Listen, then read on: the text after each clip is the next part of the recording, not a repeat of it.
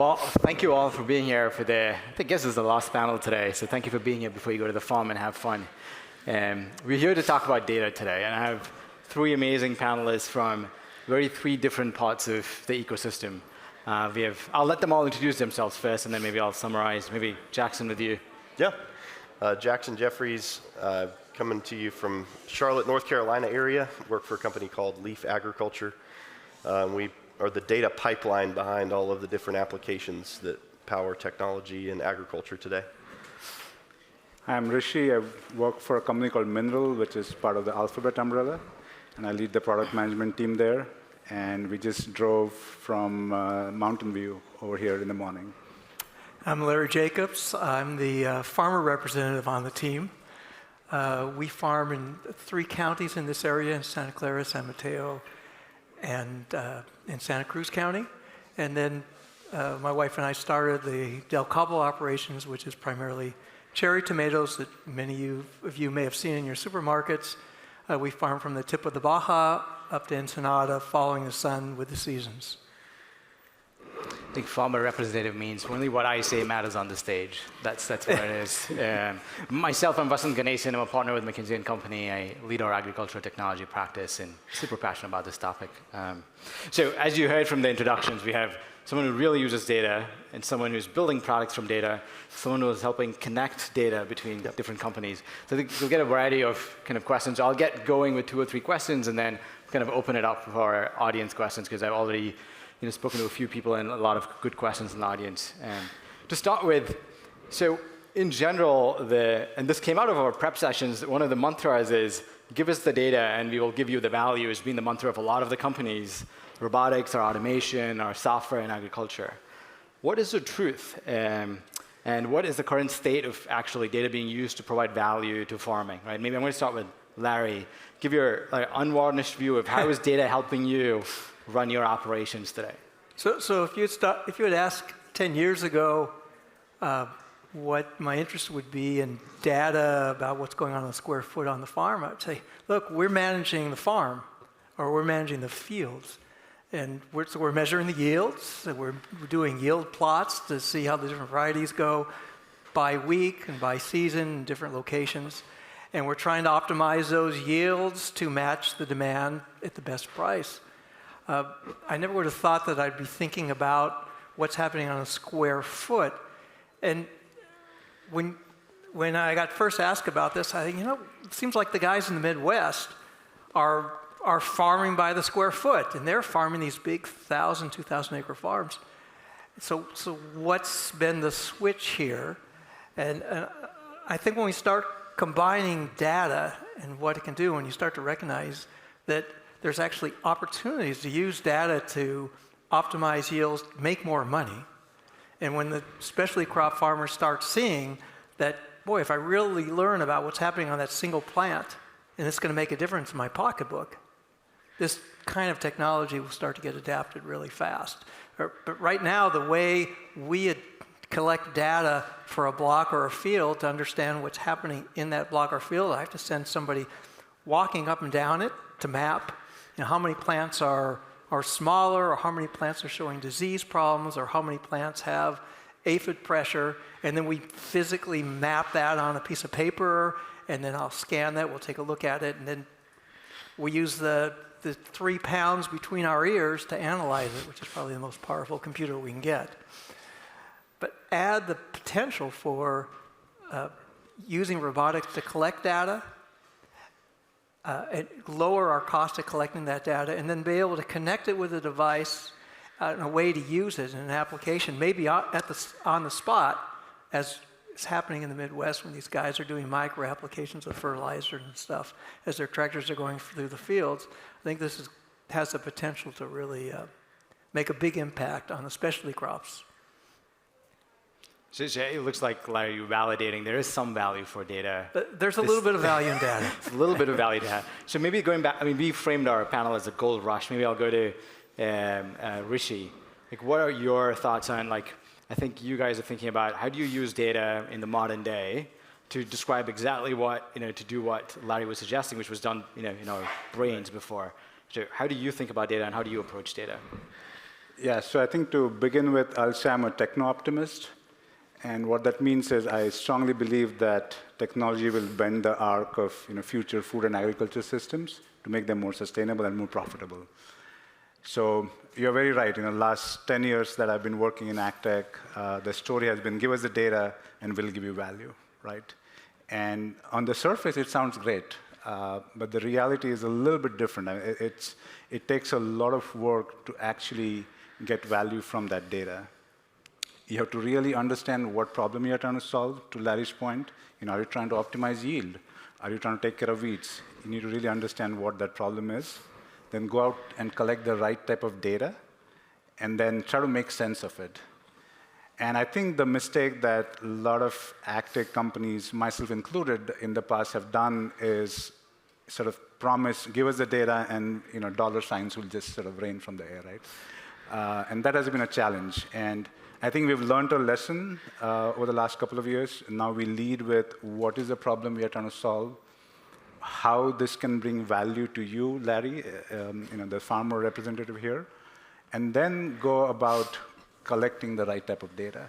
And I'm very excited as new modes of data have come along, and we saw a bunch of them in the demos today. Computer vision is a big thing. We can collect a lot of data. There are new modes of data coming along.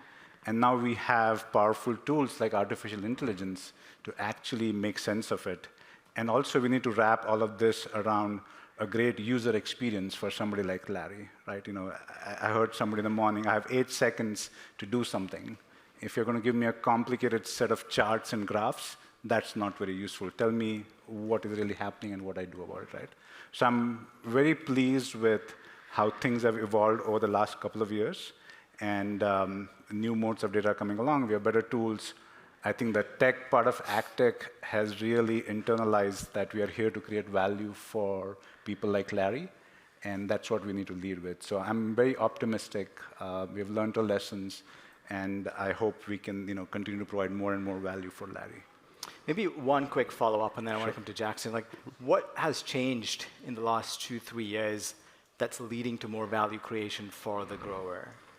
Yeah, I think a couple of things, right? One is just a lot of AgTech companies realizing that just getting data is not enough. We are here to solve problems. I think the economic environment has changed quite a bit in the last couple of years. That has made this even more pressing, that if you want to survive as a company, you need to create value. You cannot rely on sort of unending funding from different sources.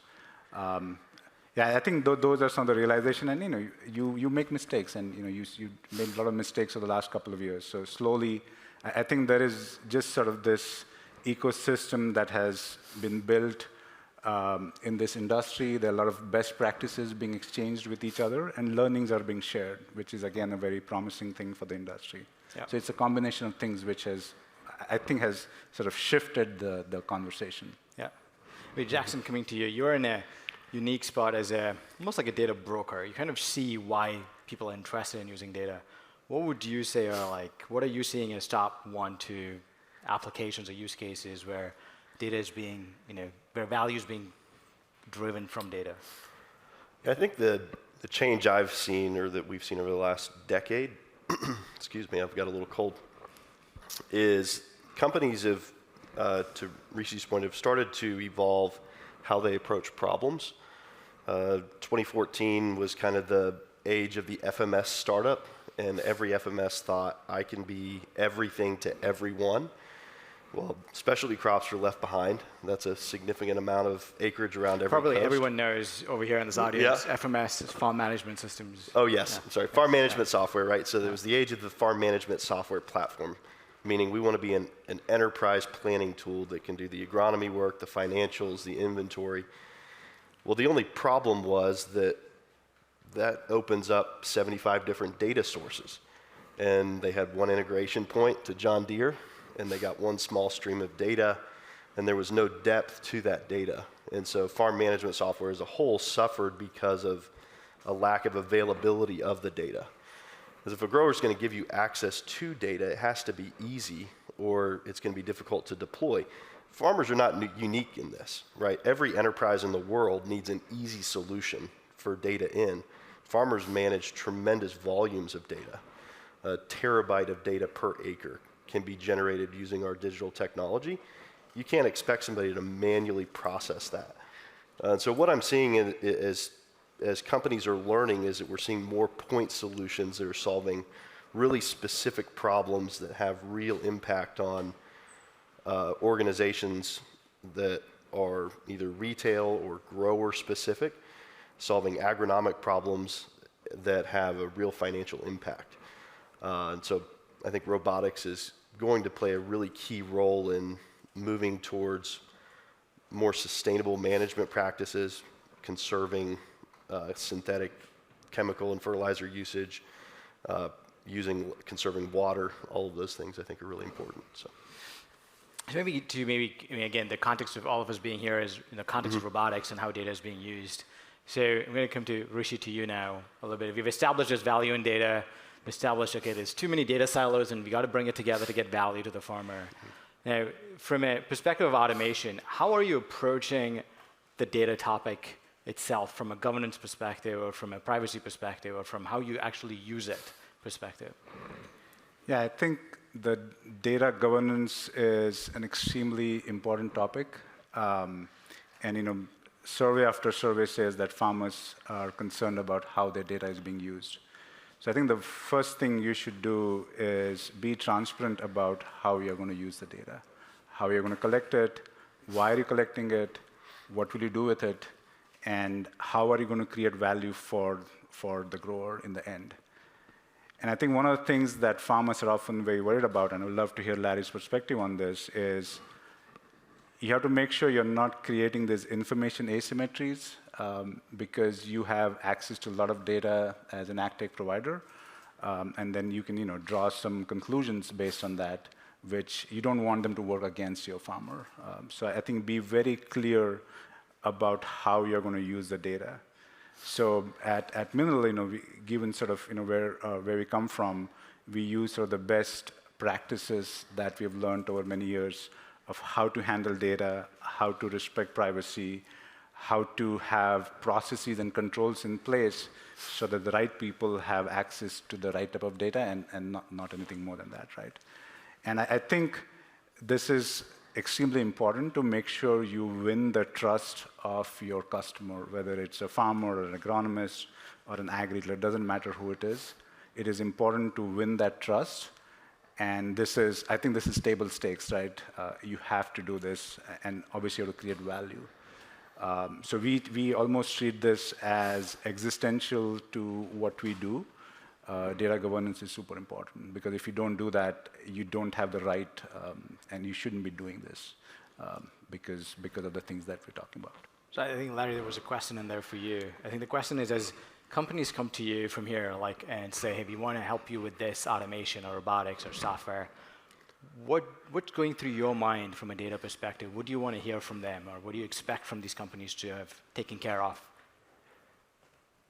Well, let me share what I was thinking to myself that I wasn't going to share. Can I see how many growers there are in the audience? Can we have the lights on in the room? Or just raise a hand. Okay, there's a fair number, but the majority are not. Okay.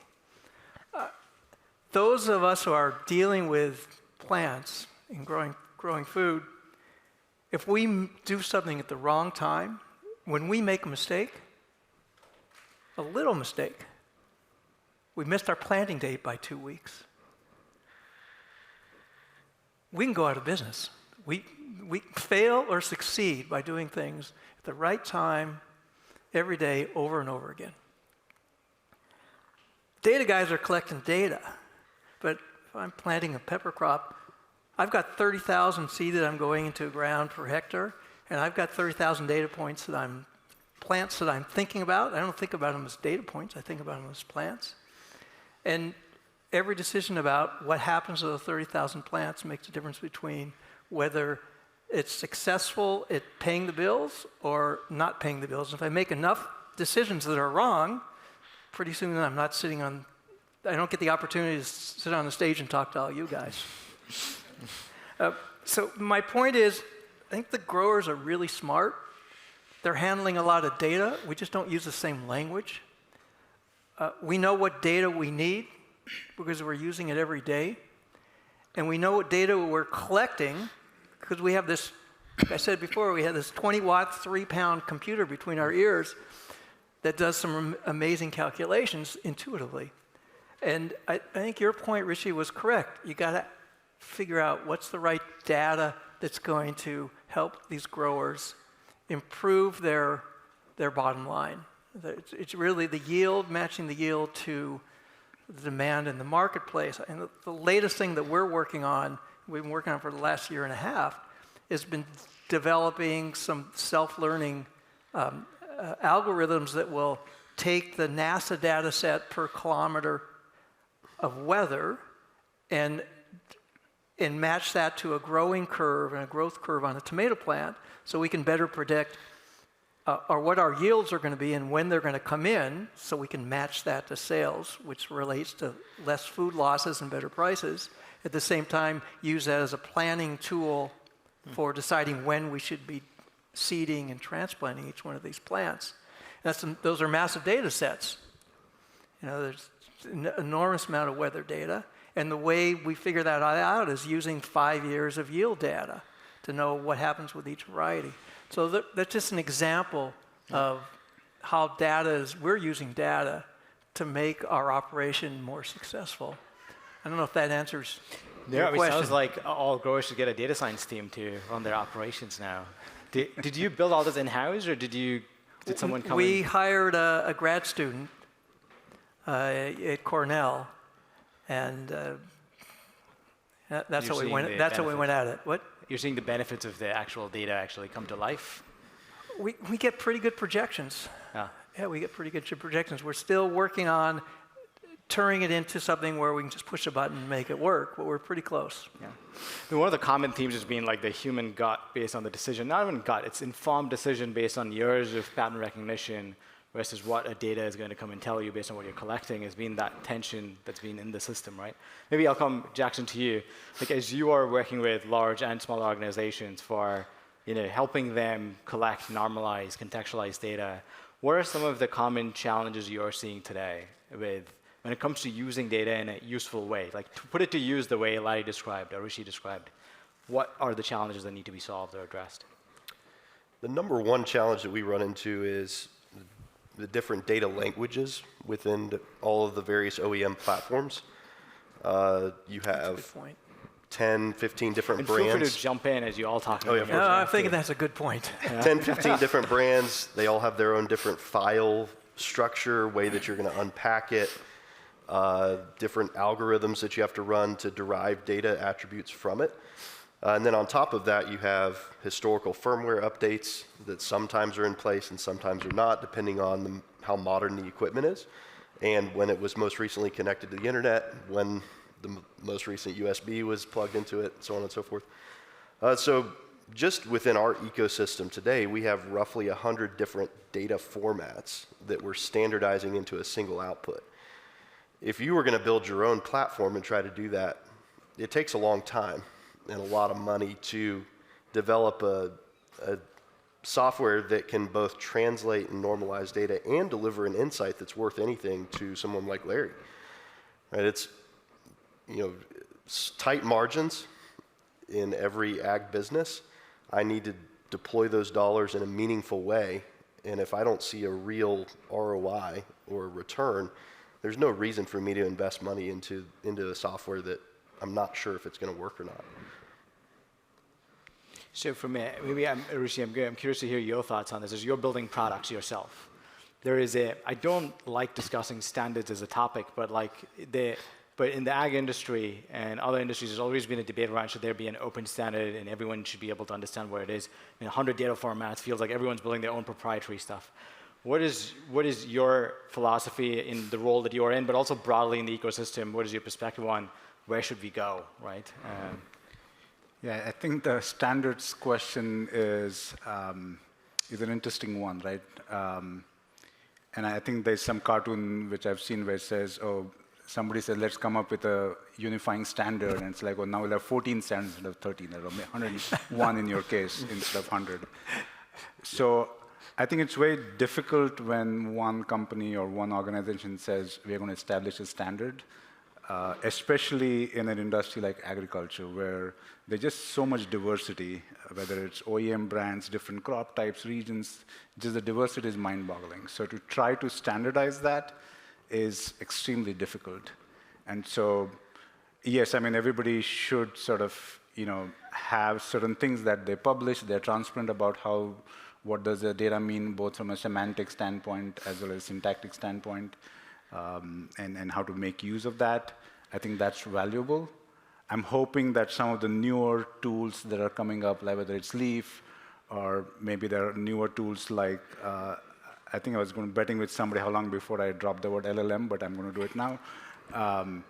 But that is a clear indication of there's space in the market to do more. Yeah. Sorry, so could you Jackson, use newer tools which can, if you have enough data, they understand the two sites that you're trying to connect, and then it can come up with its own sort of integration mechanism, right? And I think this challenge of data silos is real. And we definitely see that, I think, but where we try to focus a lot of our attention on, because we focus on building products, when you're trying to build a lot of these artificial intelligence models, having the right type of data and the right diversity of data is very important, right? And I think there's a serenity prayer which goes something like this, God, give me the serenity to understand what are the problems, what are the things I cannot fix, and the courage to change the things I can, and the wisdom to know the difference between the two, right? And if we apply that to artificial intelligence, I think you can have a version where it says, grant me the serenity to know the things that I cannot learn, and the data, the relevant and the diverse data set to learn the things I can, and the wisdom to know the difference between the two, right? And that's where a lot of times people who are working on these models make that mistake. They think because they have built a model for this one particular problem, that same solution is going to apply everywhere. And that's where you get a lot of pushback and bad press, because like, oh yeah, my model works, but then you apply in a different situation, it doesn't. And that's because agriculture is so diverse, right? Yeah. So going back to your standards question, I think we should try our best to put data out in a format which is easy to understand, and maybe not everybody should try to push for a standard, because you're going to create one more thing which you think is a standard. And like people like Leaf and other new technologies, that's their business. Let them handle the complexity. Larry, what are your thoughts as a user of all these different point solutions? So I've encouraged our team to stick with SQL, with one type of database. And so that we had import software, we had software that was planting, doing our crop planning, we had sales software, we had accounting software. All of those databases are in SQL. And I did that very intentionally, thinking that at some point in the future we're going to want to talk to each other. And so that they're all in the same platform, that when we hired a company to come in and say, we want this one to help us do this one, it was easy. If we had done this with different platforms, we would have been much more challenging. So I think that's one point. I think the other is there's some low-hanging fruit here on the farmer side. And I don't know if it's not my job to, I'm not going to give it to you, but you guys can go out there and figure it out. But there's some low-hanging fruit. There's a price for that insight. No, I'm not good at invoicing. But I think the low-hanging fruit is where's the data collection where you can integrate it with some robotics that would have immediate response and take action right there at the moment. And I think that's the low-hanging fruit on this data collection stuff. And from there you can build on it, because you can, we were doing plant modeling on leaf size for tomatoes to project yields. We ended up backing off and looking at just weather and degree days, and found that we could get just as accurate information. We didn't need to be calculating leaf size. So looking at it, simplifying the problem to, remember, the idea here is to optimize the yield so that the timing of the yield meets the highest demand in the marketplace. I go back to my first thought was the Midwest seems to have adopted a lot of data in their farming. Why hasn't it happened in the specialty crop world? Could we put that question on Rishi? You've built product for row crops, and you're building for specialty now. What is the answer? Larry's asked the question twice now, so I want to make sure he gets a little bit of a response. Why? Yeah, I think it goes back to, as Larry's saying, right? I mean, it's a process that you have to go through, and maybe I'm going to get a little bit technical here into the weeds a little bit.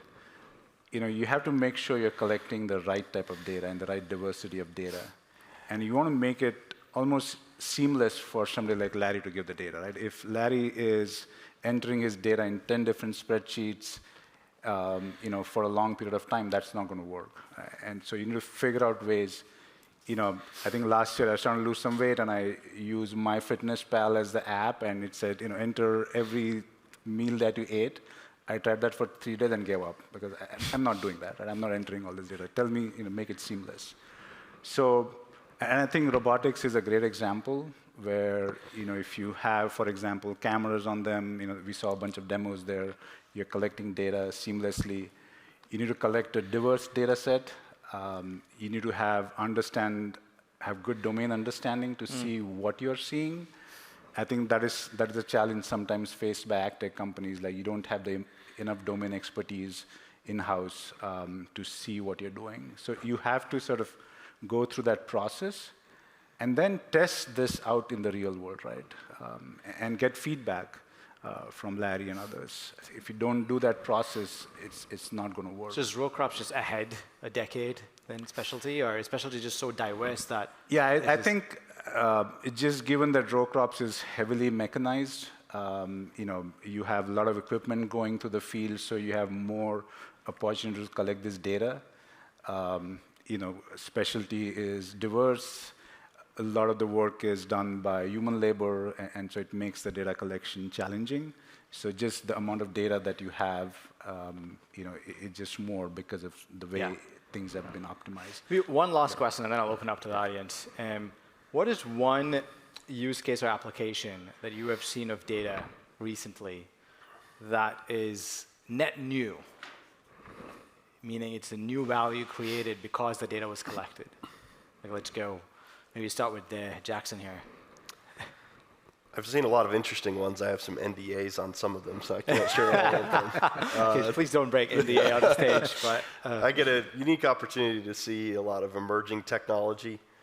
I think the one that is most exciting to me is electric vehicle development, reducing the size of equipment that's being used, and then expanding the capabilities of the equipment. So I think about electric weed control or alternatives to chemicals. That's something that I can see having a tremendous impact in the specialty crop market, where we're starting to see a lot of herbicide-resistant weeds. And so I'm excited to see how that technology develops. A lot of work has already been done in the space. I think there's a lot of work still yet to do, but I think there's a lot of promise there. Larry? I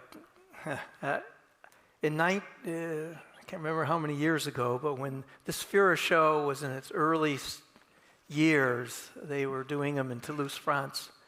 And I had the honor or the opportunity to go to one of those first shows. And there were 5 or 6 exhibitors.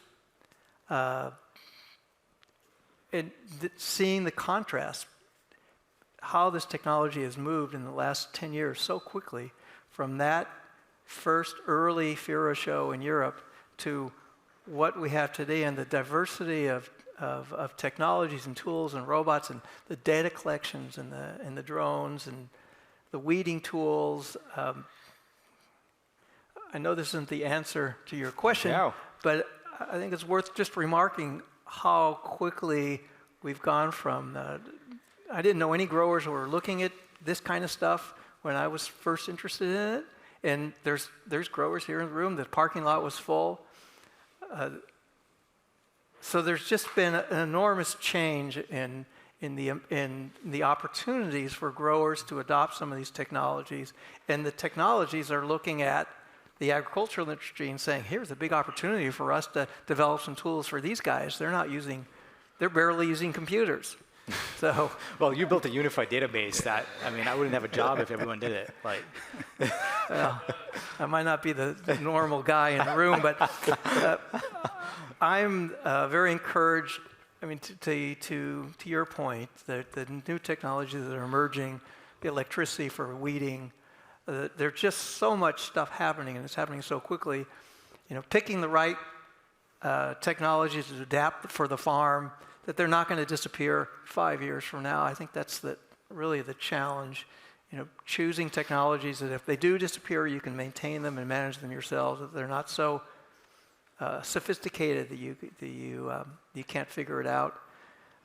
But the opportunity today to be able to map a field with have a robot go over it and actually tell me how many plants in the field and where they are that are stunted, or where my insect pressure is and maybe respond right away.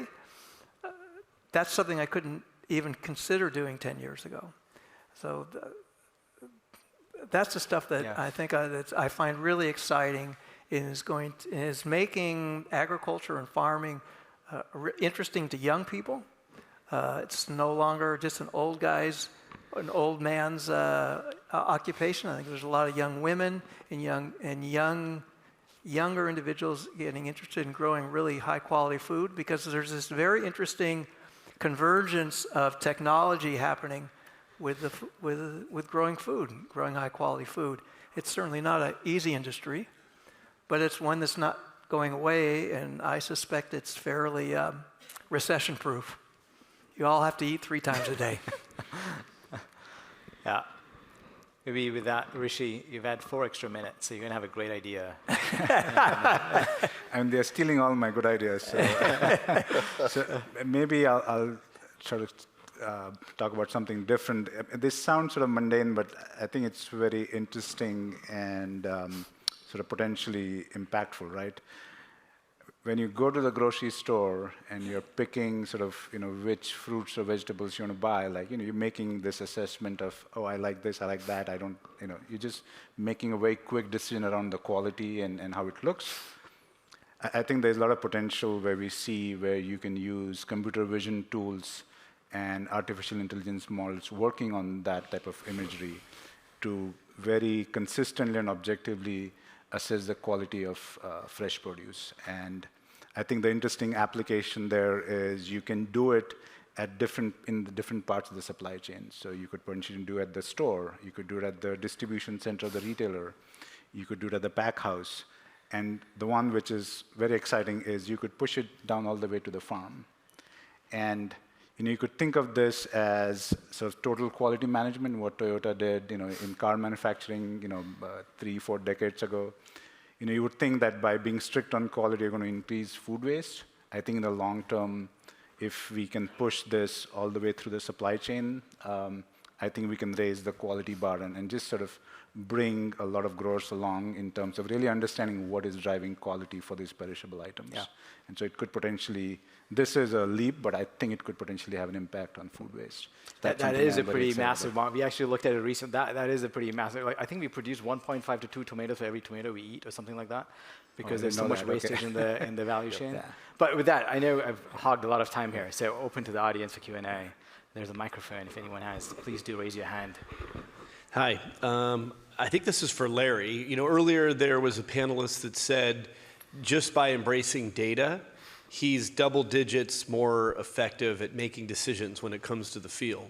And I would just ask if you could agree with that and how that's benefited you in comparison to competitors in your field. And what would you say to that? And how do you get there? Because you may have more resources than most of the operators out there, certainly in a specialty, boutique, international outfit like yours.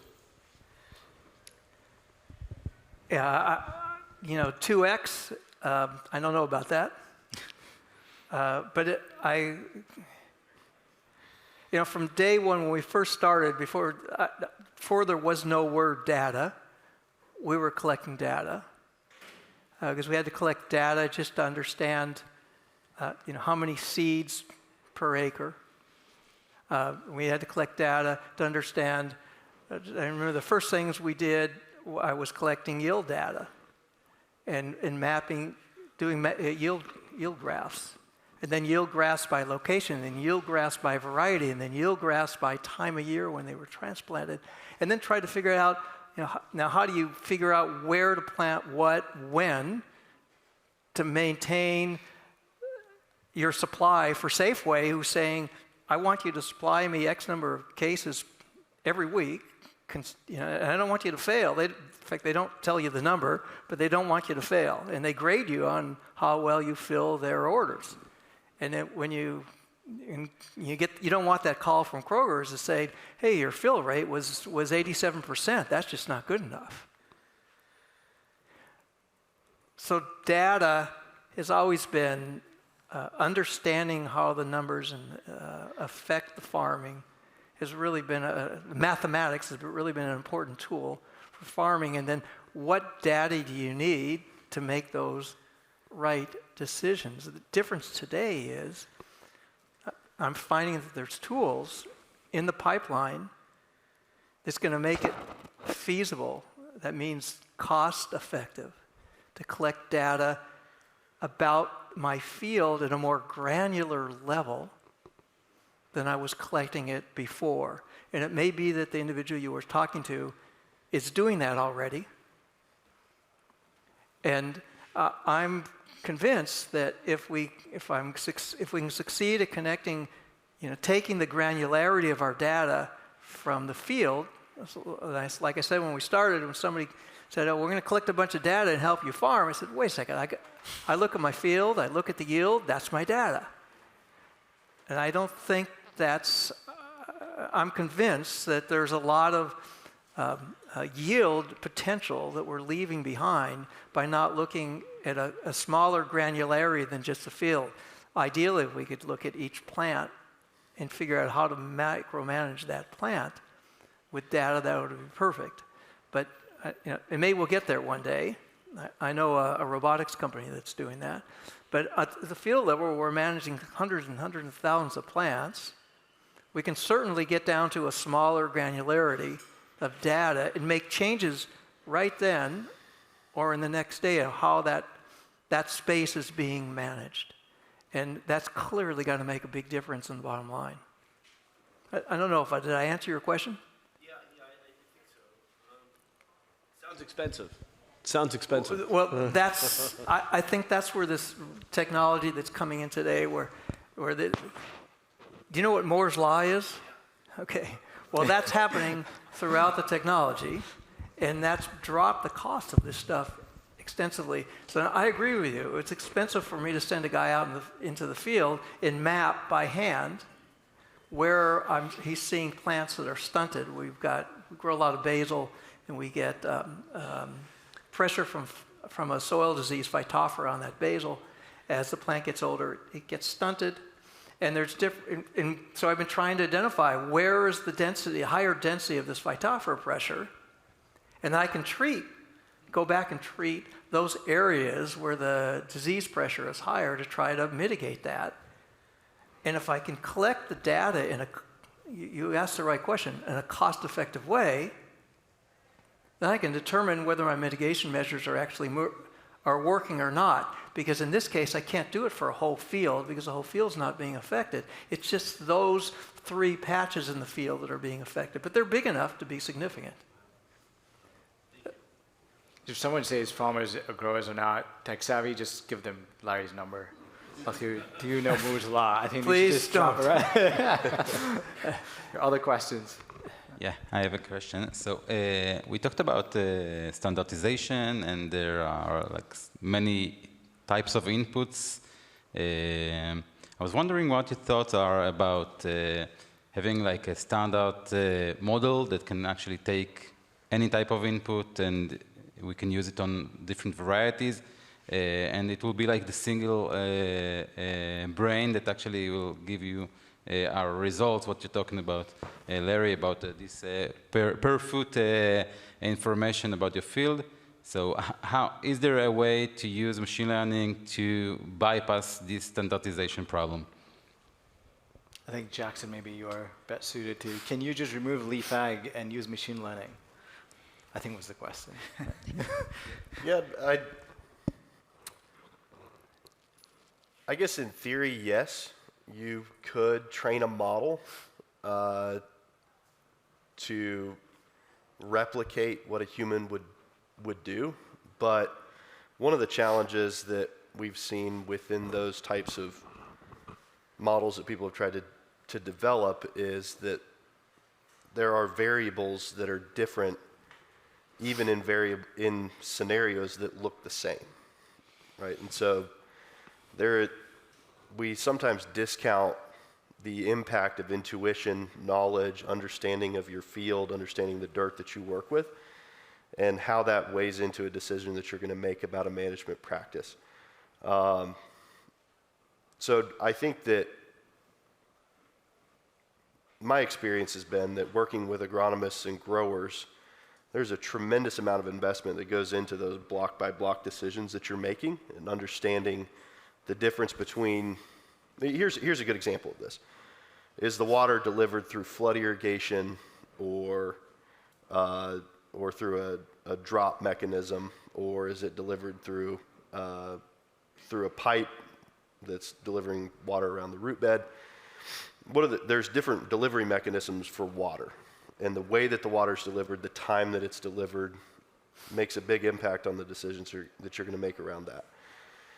And I don't know that you can quantify all of that in a model in a way that reflects the right decision to make at the right time.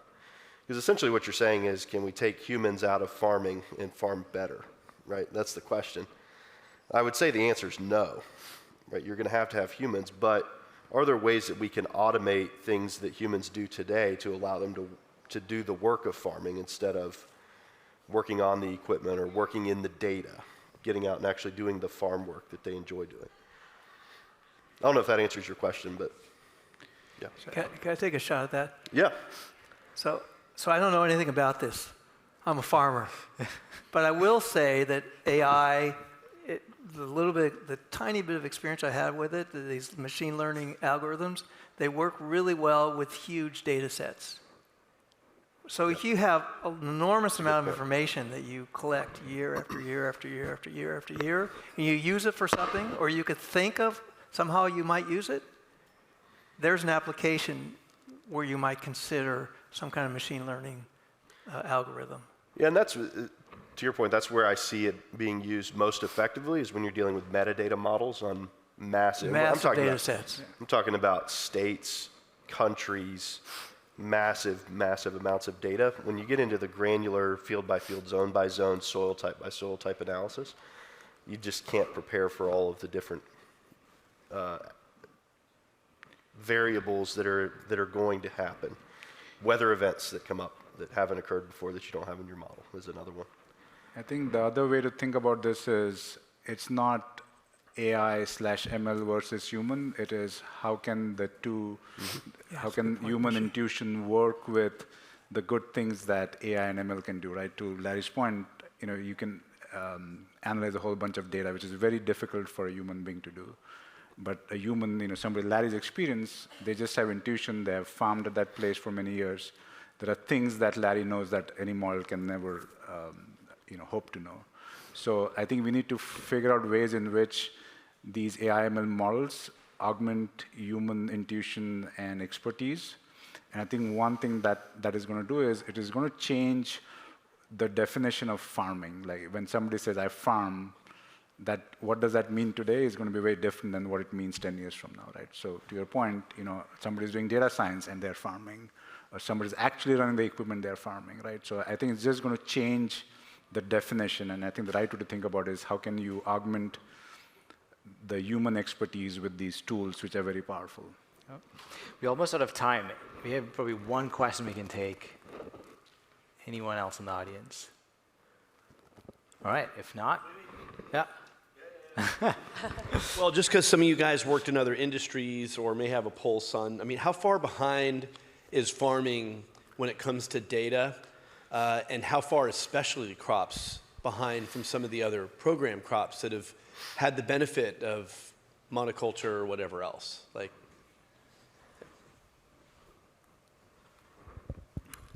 Go ahead.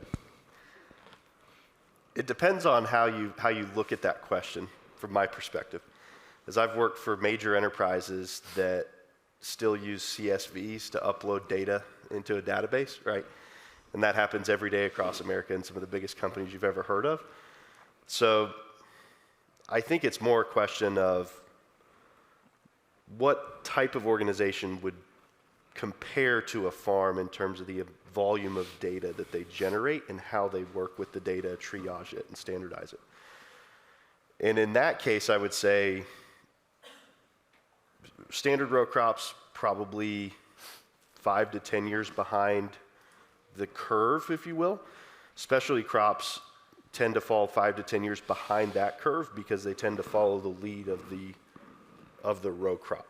And that largely has to do with the type of technology that's available, not necessarily the data attributes. Because we have a lot of data that's not being used because it's difficult to get it into a system that can use it, unless you build your own, like Larry did.